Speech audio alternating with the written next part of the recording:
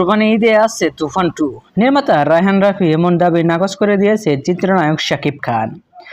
2 October Rafi Facebook পোস্টে জানান, আসছে রোজার ঈদে লায়নের সঙ্গে আর কোরবানি ঈদে তুফানের সঙ্গে দেখা হচ্ছে। অর্থাৎ জিতকে নিয়ে নির্মিত লায়ন আগামী বছরের রোজার ঈদে এবং তুফান 2 আসছে কোরবানি ঈদে। এ বিষয়টি নাকচ করে দিলেন পর্দার তুফান। এ বিষয়ে ঢালিউড সুপারস্টার শাকিব খানের গণমাধ্যমকে জানিয়েছেন, আগামী বছর তুফান 2 আসবে না, কোনো সম্ভাবনা নেই। তুফান 2 হবে আরও পরে।